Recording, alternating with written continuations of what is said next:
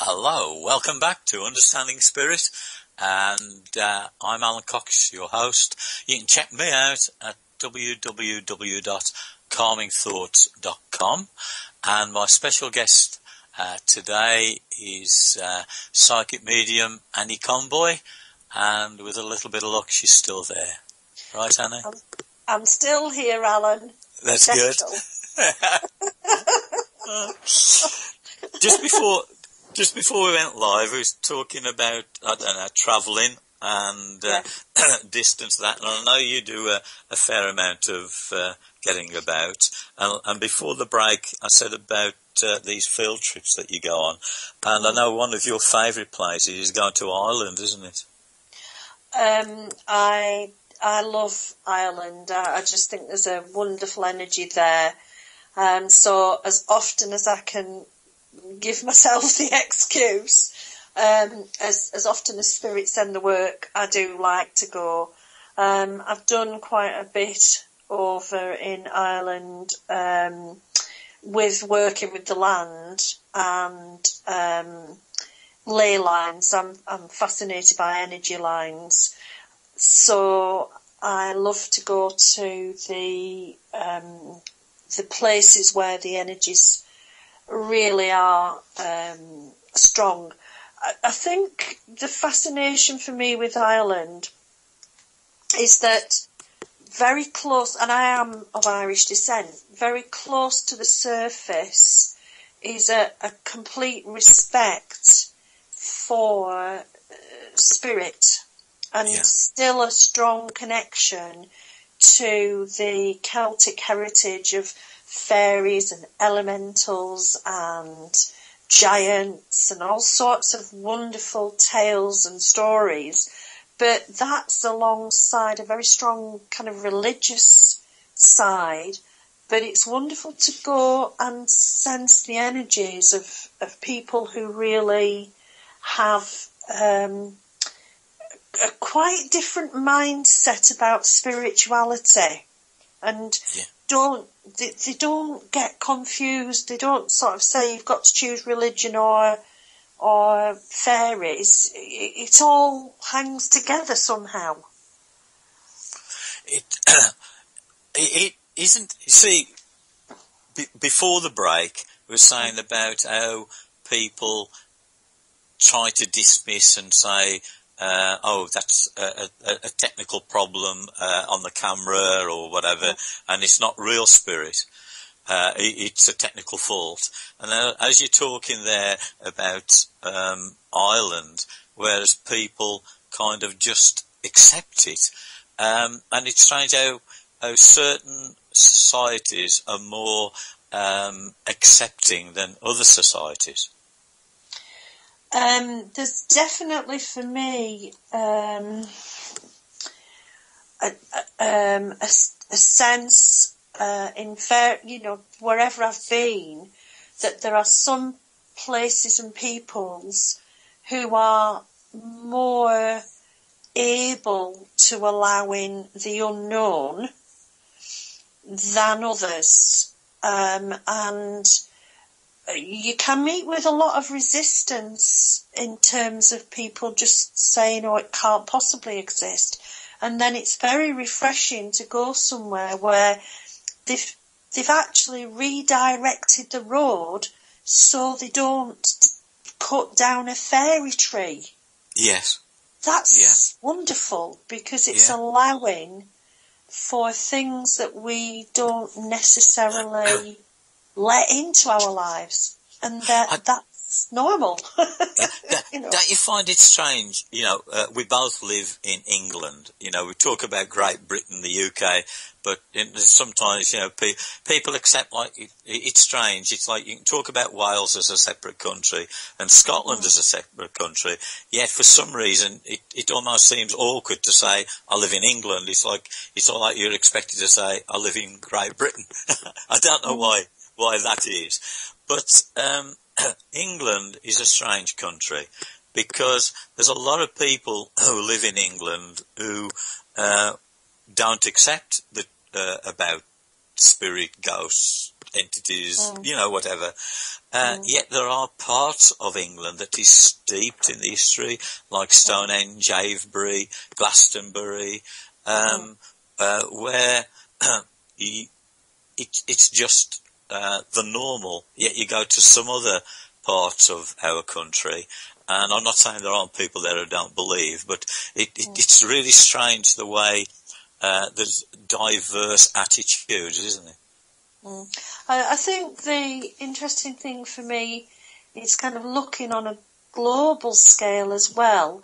I've been fortunate enough to experience Spirit in Spain. I'm off to Malta next March to do some teaching, and I'm really looking forward to returning to a place I haven't been for 30 years, but certainly feels to me to have a lot of acceptance of spirit alongside of a lot of traditional religion.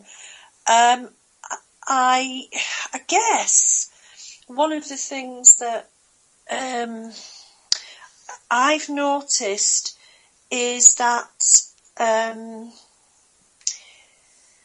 where people are unafraid of who they are and how they live, where they connect with life or the life force within or the spirit within, they are much more open to extraordinary experiences and to help themselves spiritually by those extraordinary experiences than the people who just want to have that material sense of the world. Just a fascinating thing that happens all over the world, but particularly I've observed in Ireland, is if someone is ill, or if you want to help someone in some way, you go to the local well or the local fairy spot, and there's usually a tree, and you hang on what's called in Scotland a clootie. It can be a bit of fabric, it can be a bit of paper, it can be coins, it can be anything at all to represent that person, and you leave it hanging on the tree to rot away, fade away, in the hopes that it will carry the energy of the illness or the energy of the trouble that is with that person. And people will do that because it's kind of a folkloric thing alongside of prayer. Yes. It's almost like the minds that are open are prepared to try any avenue to see what works and to listen to any viewpoint to see if there's something in it for them. And the minds that remain closed are back in that material, it's scientific, it can't, it can't be anything other than what you see, hear, touch. Have you ever been down to the Forest of Dean in Gloucestershire? I've been once, but I didn't get very far into the forest. Because I went there and did a couple of events, like with a psychic fair, and we was in like this pub hotel, and there was 4 of us doing the readings, and in this room there was probably about 30 people waiting for readings. There was like rows of chairs, and it was quite a big room, and then we was up the one end. And the atmosphere in the place, in the room, just completely changed. It went kind of cold, and then really strange, and then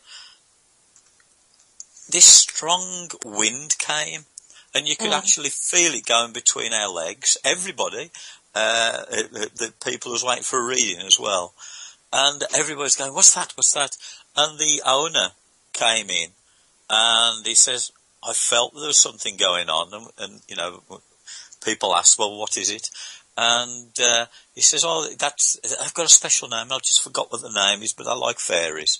He said, they've come in to find out what's going on, and you could actually feel them rushing around. And then it's like when they satisfy themselves, it's just literally they just went.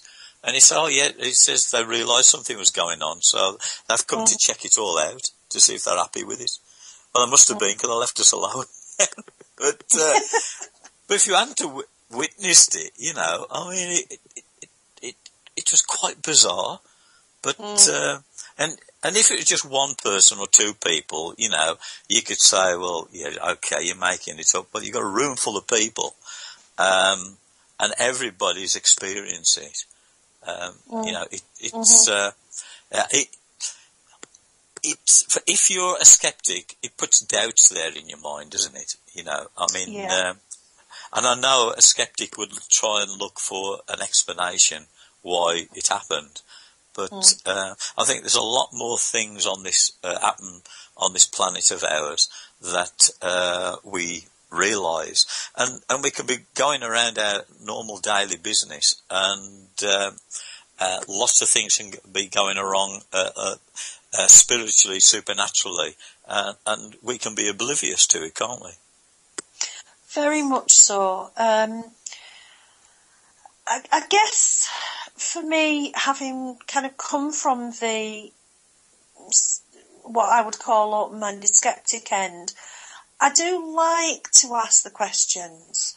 I do think it's fair to ask questions. I do think it's important to say to spirits, prove it, give me evidence. What I think is difficult is that I don't know of any other profession, occupation, hobby, whatever you want to call what I do, where people expect you to be 100% accurate 100% of the time. That's true, yeah.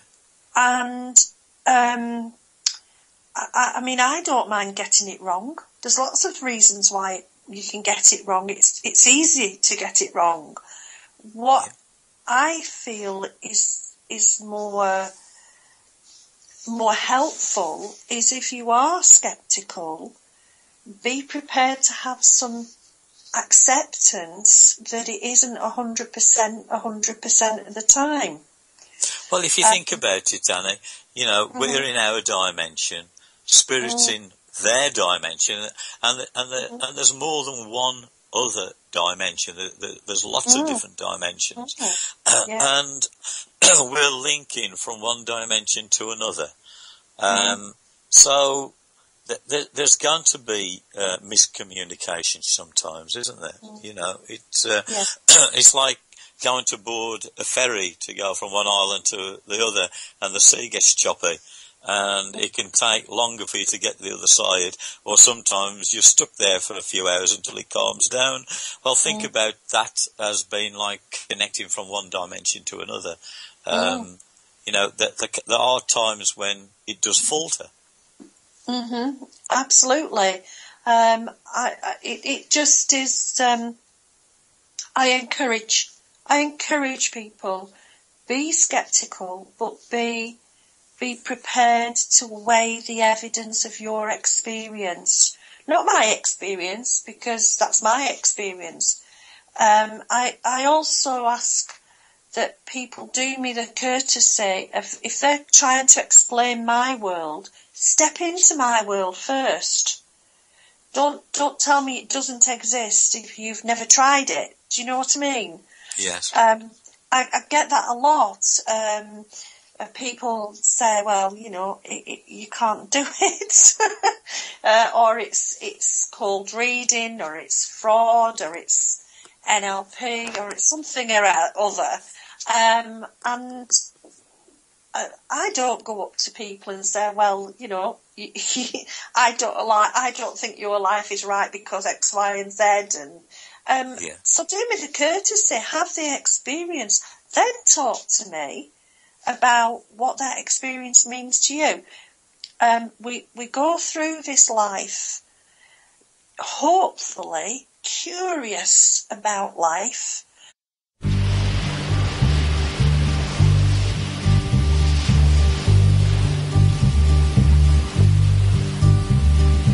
sitting in the morning sun. I'll be sitting when the evening comes, watching the ships roll in, and then I'll watch them roll away again. Yeah, I'm sitting on the dock of the bay, watching the tide roll away. Ooh, I'm just sitting on the dock of the bay, wasting time. I left my home in Georgia, headed for the Frisco Bay, 'cause I've had nothing to live for, and look like nothing's gonna come my way. So I'm just gonna sit on the dock of the bay, watching the tide roll away. Ooh, I'm sitting on the dock of the bay, wasting time.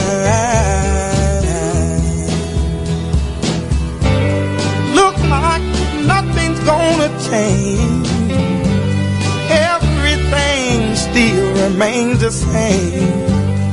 I can't do what 10 people tell me to do, so I guess I'll remain the same. Listen, sitting here resting my bones, and this loneliness won't leave me alone. Listen, 2,000 miles I roam just to make this dock my home. Now I'm just gonna sit at the dock of a bay, watching the tide roll away. Ooh, I'm sitting on the dock of the bay, wasting time.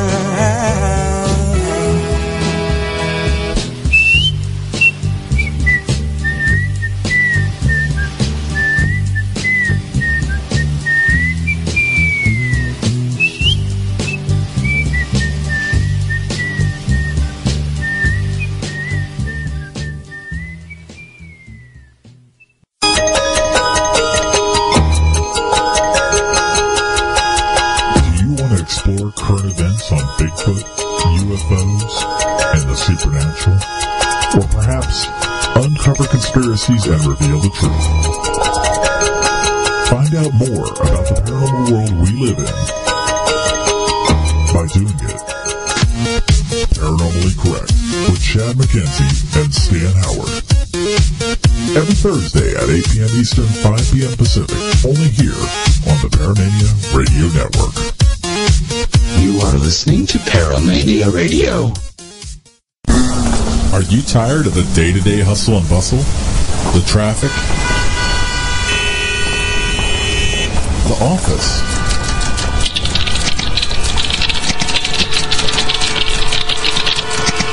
And as if you didn't have enough to worry about, you just found out that there are spirits among us.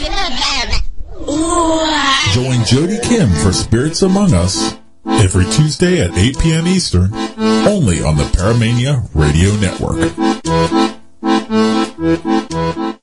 it, fill it, curl it, find it, view it, code it, jump and lock it, surf it, scroll it, pose it, click it, cross it, crack it, switch, update it, name it, read it. If you want to learn about how paranormal investigators use technology, what we use, and how it works, then check out Tech Time with Brock and Doc every Sunday at 9 p.m. Eastern, 6 p.m. Pacific, only on the Paramania Radio Network.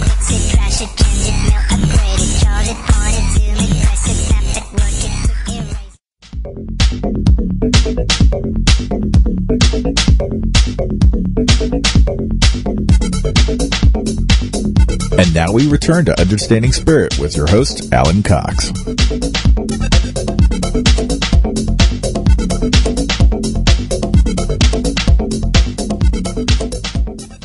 Welcome back to that. After that impromptu break, Mr. Skype in the Sky decided we needed a break, so but we are back, and you are listening to Alan Coxs, Understanding Spirit, on the Paramania Radio Network, and that lovely lady who's laughing in the background is Annie Conboy, So welcome back, Annie. Thank you, Alan. I'm sure it was because I was on my soapbox. Yes, it could be. I'll try and behave. It's saying that one of us has got the mute button on. I've just checked me, and I haven't. So. Oh, right. Not me. No, nor me. So. I honestly haven't touched anything, guys. Yeah, I've just checked. Okay. Oh no, I've just been told by Chad, our producer, that we're good. So okay, right. So. Oh, good. Right. That is right. Regular listener Gregory in the chat room said someone unpressed the mute button, but I'm sorry if you can't hear us, Gregory. Mind you, if I've just said that, it doesn't make any difference if you can't hear us, does it, really? Oh dear, my sense of humour. Right, okay, we've gone off track a little bit. We was on about the elementals and the fairies, and there's lots of different life forms on this planet. And have you noticed what seems to be happening if you want to use our dimension, the real world, and that they are starting to find other life forms that they didn't know existed. I mean, there was an our news only a few days ago that they found another animal that they didn't know existed, and in the sea, different creatures. So, excuse me, sorry. So, why shouldn't there be other life forms that we don't readily see? I certainly think that we are advancing really fast. One of the things I think that has actually helped us to be open to seeing new life forms, and both on our planet and in other dimensions who are visiting us, because although I say, well, rational and logical stuff maybe has to go out the window a bit, one of the things that fascinates me is the work with quantum theory and the understanding that's now emerging of us all being energy, and that sometimes that energy can be solidified and become something, and sometimes that energy isn't. And to me it helps to understand how the other dimensions are actually helping us by connecting, communicating, by allowing us to see new life forms, by reminding us that there are infinite possibilities, that there is so much outside of our understanding in terms of what energy can do and can become and can stop being. It's really interesting that as something becomes extinct, something else emerges. I'm not talking about Charles Darwin and his evolutionary ideas. I'm fascinated with how we have this continual expansion of what life can be, what life can mean, including that our connections with other dimensions can help us to understand that we're not the only life form. It's not the only planet with life on it. There are so many different things out there to be experienced. Well, yes, I know we can. We've got no way of ultimately defining that there's other life form on other planets. But if you just think about it logically, how vast the universe is, it would be a most peculiar thing if there wasn't life on other planets. And the fact that in spirit I've seen different life forms. Now, people skeptical can turn around and say, well, that's your imagination, and who's saying that you really have? But there's that many people who describe very similar beings that who don't know each other, and where do those sightings come from? You know, okay, you can say it in your mind, but why would they be there? For what reason? And why would people want to say they've seen something if they're holding themselves up for ridicule? I certainly, I studied psychology a lot, and I'm certainly, I feel it's an interesting thing when we talk about the collective unconscious. In other words, kind of a planetary mind of some description, or a connection that we all have that may contain within it, you know, archetypal figures. But me personally, I have certainly encountered elementals, and by encountered I mean have them blend with my energy so that I became these beings, and elementals, aliens, dragons. Have fabulous time with dragons, angels. We have a few. Sorry, Anu. We have a dragon who actually sits on the top of our house, and he was it's a female dragon. She was introduced to us by a friend, and she does help us to protect the house. So it's you see, and that's another thing about dragons. Going back a few years ago, I did a show, a co-host with somebody else, and we actually explored about the origins of dragons, and they're acknowledged in all parts of this globe of ours, going back hundreds of years before the communication today that even people didn't know people existed on other parts of the world. Yet now it comes to light that people were experiencing the same things and about dragons and other life forms. So you can't even say it's a modern day phenomenon with all the technology about today that it's the word has spread, can you? No, absolutely. And I suppose I'm back to the earlier thing that I said. If you've experienced it, if you've had that energy connection and had that energy kind of contained in your own energy envelope, your aura and your physical body, it certainly isn't, to me anyway, it certainly isn't anything like it feels to be human.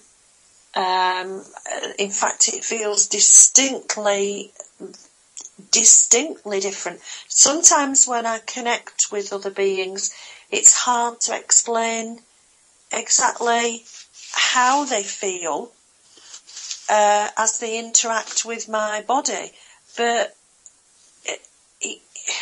it doesn't arise out of collective myths or information that I've got from someone. If I go back to, as you say, you go back thousands of years to other times, other cultures, other societies, and you read accounts and you think, well, yeah, that's exactly what I've experienced. But you've experienced it first and found out about it afterwards. Okay, I'm going to throw this one in, and I know this is a hard one to answer, but I'll throw it in anyway. Yeah. Where do you think God comes in all of this? Do you see that God is there with us on this planet, or do you feel that it is the same God that has created everything and created these other life forms? I personally feel that there is a divine source. There is a will, a consciousness that exists that has shaped all the energies that there are.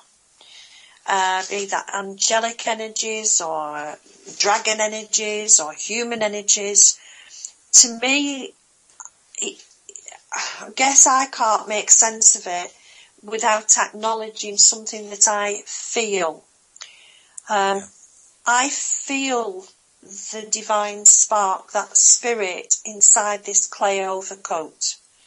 I can't divorce it. I can't say I'm just a clay overcoat, because what animates me when I encounter other beings and their energies, they come in a way that to me is about they are acknowledging or respectful of that they are not the be-all and end-all, that there is a greater will, and that for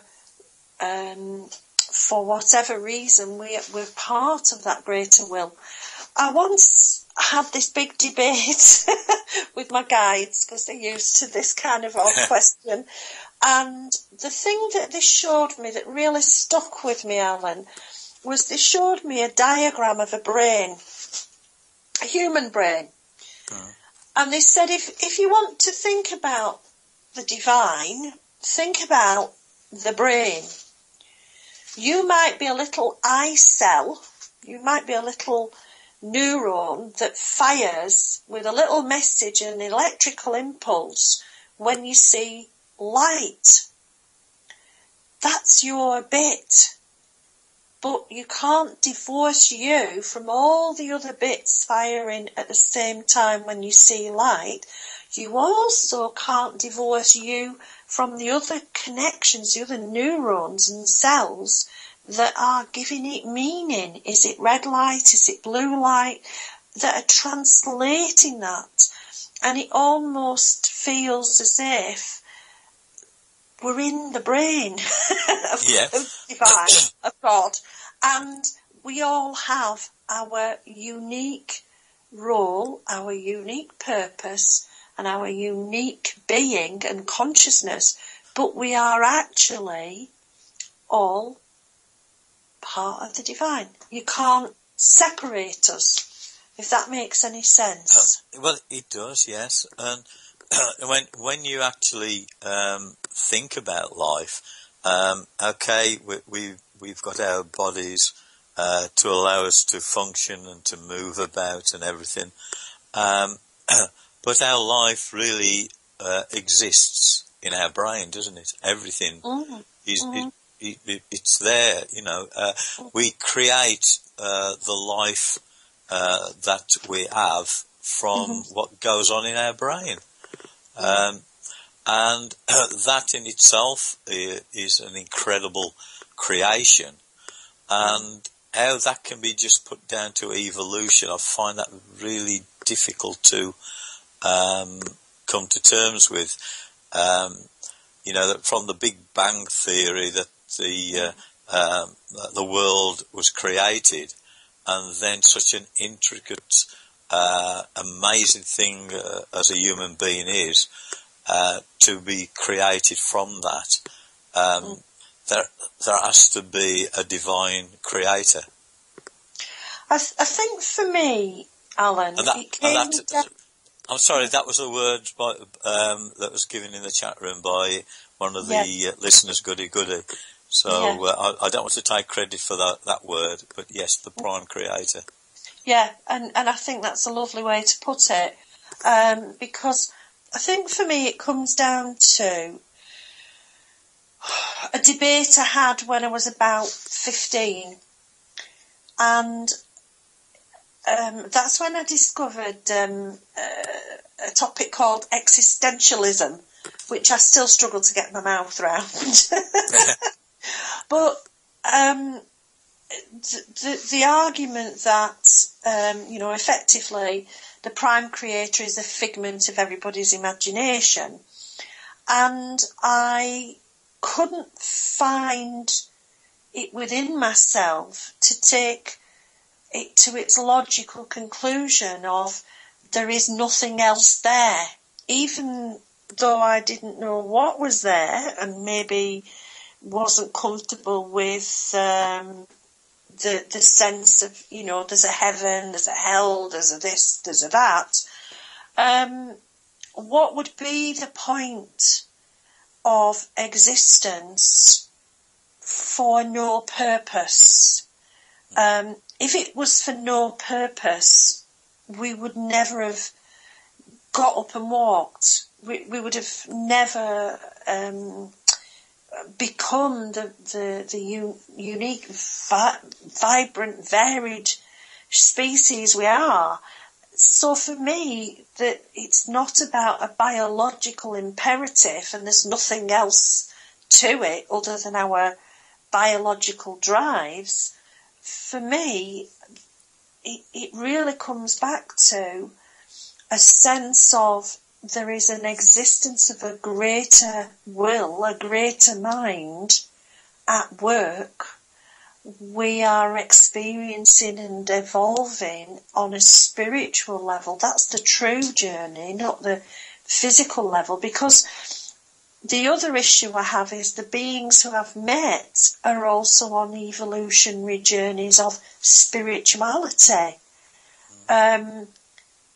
Something is in us all that prompts us to belong to the mind of the prime creator.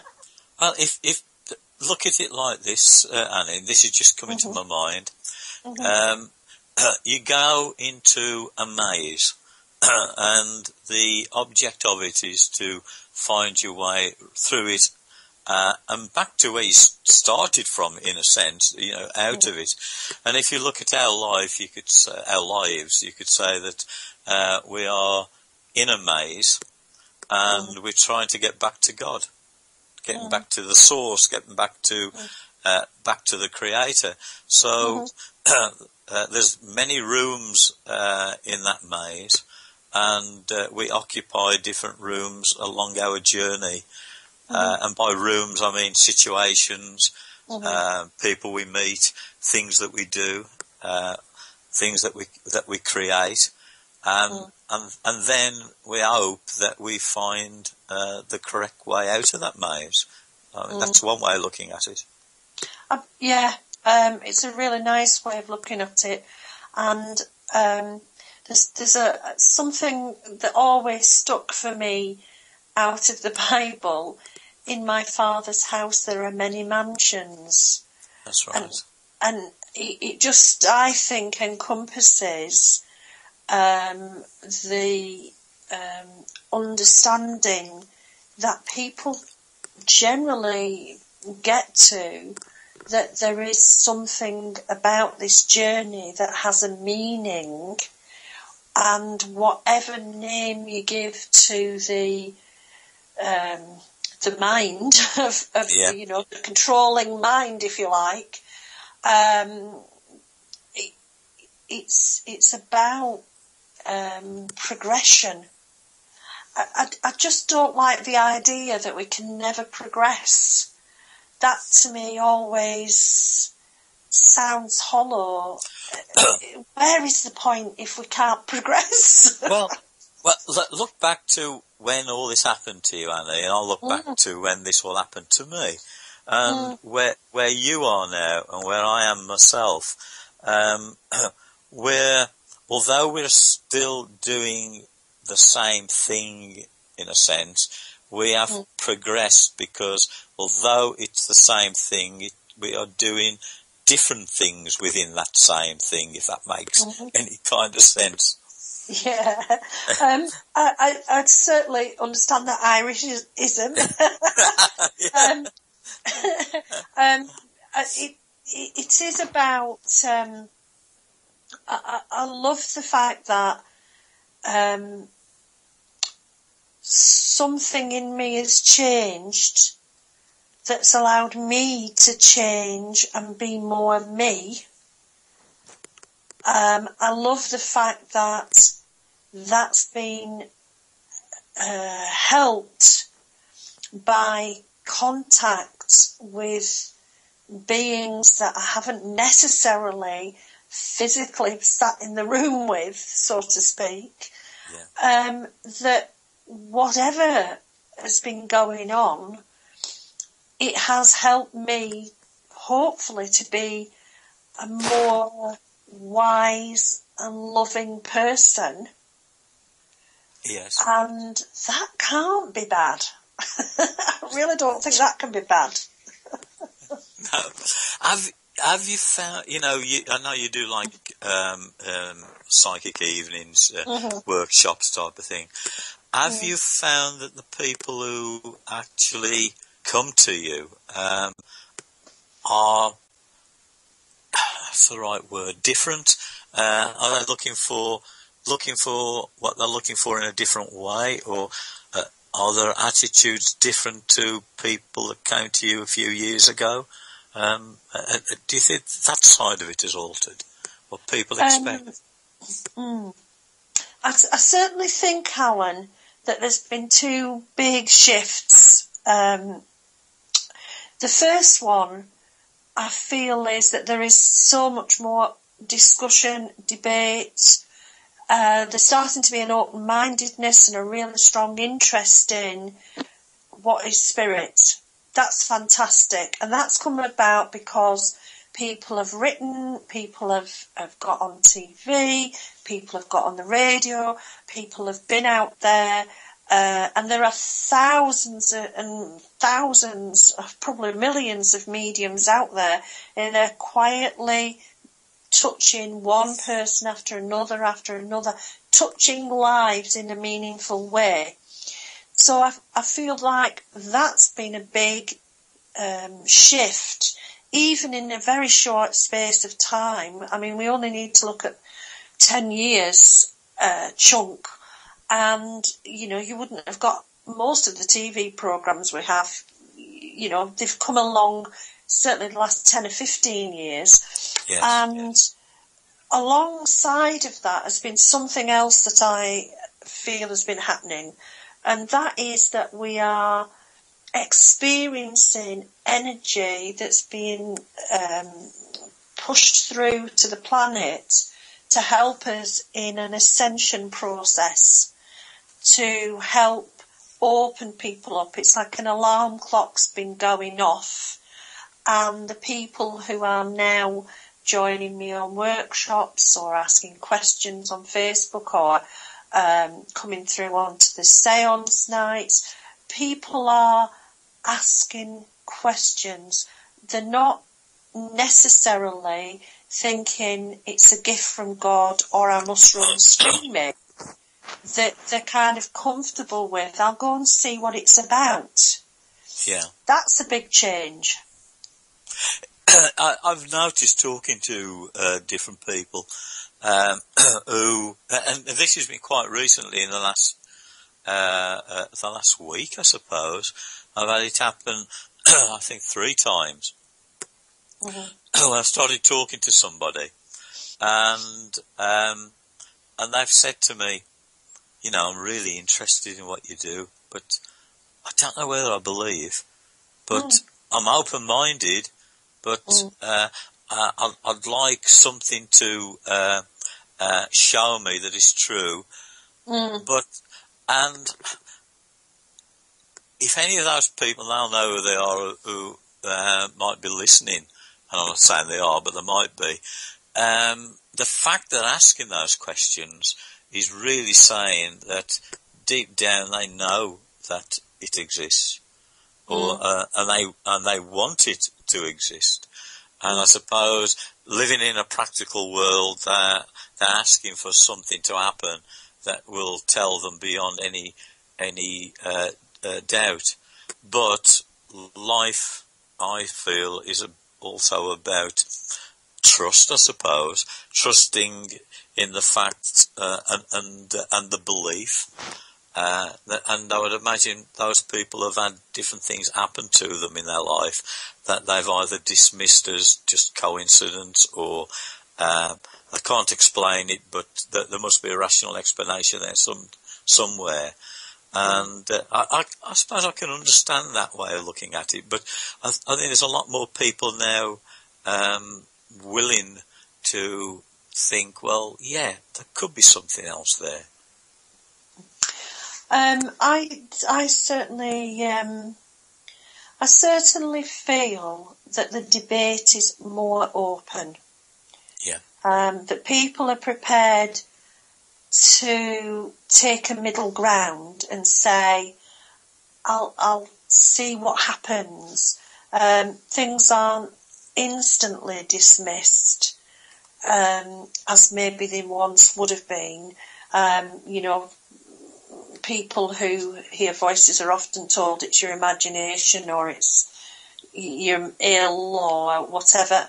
And there may be some sort of issue going on for somebody in their physiology, their body chemistry, or whatever.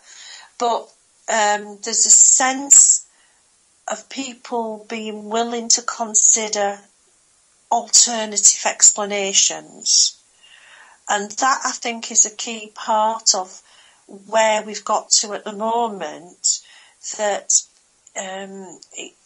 spirits seem to be working very much through us mediums, wanting us to explain, wanting us to put an alternative viewpoint so that people can have something to think about, not necessarily sign up to and say, yes, I believe 100%, but just to be questioning is vital. Yes, it is. Yes. So when you go on your retreats, your field trips, what type of thing are you looking to share with the people who come along with you? What are you perhaps hoping to be able to show them, or for them to experience? What I like to do is to go to a place, or to find places where they're what I would call active. In other words, it's an easy place for spirit to come in and to affect the energy, or affect a person, for that person to have a closer connection to spirit. So sometimes people call them thin places, you can call them active places. I tend to stay away from places where there have been lots of investigations, because that can muddy the energy. So going somewhere and being very quietly respectful and saying, okay, I know you're there, spirit, but can you help these people to have a sense of presence? And that may be when we are out in the open. It may be that people use their pendulums to sense the energy. It may be that they sit quietly under a tree and tune into the energy. It may be that in just walking around that place, they feel as if they are getting a snapshot of the energies, a rerun of the record of that place.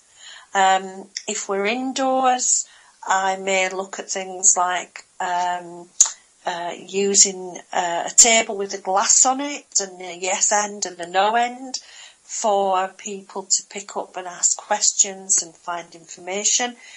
It may be that we sit in a very traditional circle, feet to feet, holding hands, and that spirit come and tickle us on our heads or backs or change the temperature in the room. Sometimes they'll make it real light and bright, and sometimes it will be absolute darkness. All of these things are a part of the ways in which spirit can gently and respectfully get their presence across to us. Yes, I can see that. Yeah, that makes sense. It's time for our last scheduled break, Annie, and I put it that way because spirit might decide otherwise. But we'll take the official one now anyway. Yeah. We'll be right back, folks. Don't go anywhere.